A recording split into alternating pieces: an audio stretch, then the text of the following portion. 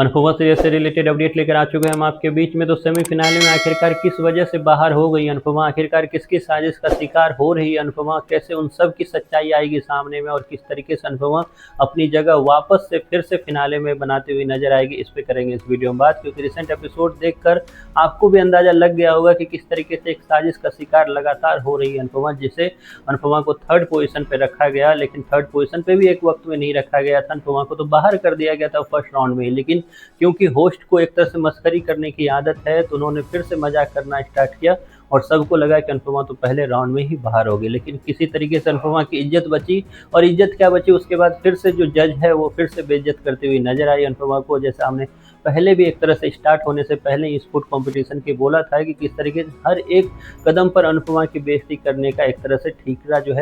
ठीका जो है ले रखा है जज ने, और वही करते हुए नजर आए आपको आगे भी दिखाई देगा कि अनुपमा जितना खाना नहीं बनाएगी उससे ज़्यादा अनुपमा की बेइज्जती की जाएगी, और हर बार अनुपमा को रोते हुए आपको एक तरह से देखने के लिए मजबूर होना पड़ेगा। क्योंकि आगे भी ये जो राह है वो आसान नहीं होने वाला है, और इसी चीज़ का शिकार आपको अनुपमा सेमीफिनाले में बनती हुई नजर आएगी। वहीं हमने दूसरी तरफ ये देखा है कि जैसे हमने आपको बताया था कि अनुपमा जो है जहाँ बाहर वहाँ फूड कंपटीशन में अपने प्रतिद्वंदी मतलब प्रेम से लड़ती हुई नजर आएगी, तो अपने घर में शाह परिवार के लोगों से लड़ती नजर आएगी। और वही हुआ रिसेंट एपिसोड में। आपने देखा है कि किस तरीके से शाह परिवार में अंदरूनी कला, एक अंदरूनी फाइट जो है वो स्टार्ट हो चुकी है, जहां माही भी अपना हैंड रेज कर रही है, तो वहीं पर प्रेरणा तो इस बात पर अड़ी हुई है कि मुझे भी पैसे चाहिए, क्योंकि मुझे भी उसमें से कुछ रकम जो है अपनी ज़िंदगी के लिए लगाने। वहीं पर पाकी और तोसू तो डे वन से बोल रहे हैं, तो उनका बोलना एक तरह से स्वाभाविक हमेशा की तरह आपको लग ही रहा होगा। लेकिन इन दो लोगों से जो आपने बातें सुनी वो एक तरह से एक्सेप्टेड नहीं था एक तरह से। लेकिन आगे जाकर काफ़ी ज़्यादा और ज़्यादा कठिन होने वाला है, क्योंकि रिसेंट एपिसोड में जो पाकी ने बोला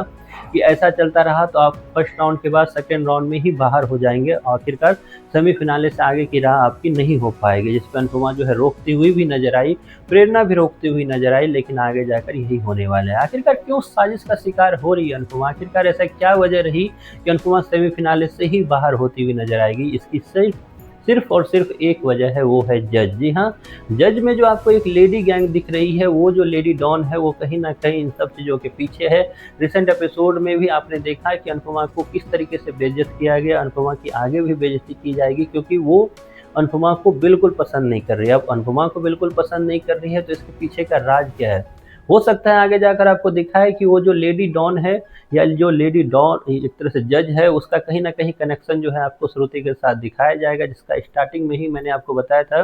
कि श्रुति जो है इस कंपटीशन के स्टार्ट करने से पहले ही अपना हर एक पावर जो है यूज करते हुए नजर आएगी। जहां श्रुति सबके सामने बोलते हुए नजर आ रही है कि दिग्विजय का कनेक्शन जज के साथ है, लेकिन श्रुति अपनी बातें जो है वो छिपाती हुई नजर आ रही है। तो कहीं ना कहीं श्रुति का कनेक्शन जो है उस जज के साथ है, और जल्द ही इस चीज़ का पता जो है राही को चलने वाला है। और राही को जब ये पता चलेगा तो राही को उस फिनाले में पहुंचने की खुशी से ज़्यादा इस बात पे गुस्सा आएगा कि आज आपकी वजह से मम्मी जो है फिनाले में नहीं। काफ़ी ज़्यादा एक तरह से ड्रामा आपको आगे देखने को मिलेगा। आप कितने एक्साइटेड हो ये सब को देखने के लिए, इसके बारे में आपकी जो भी राय है कमेंट बॉक्स में ज़रूर बताएं।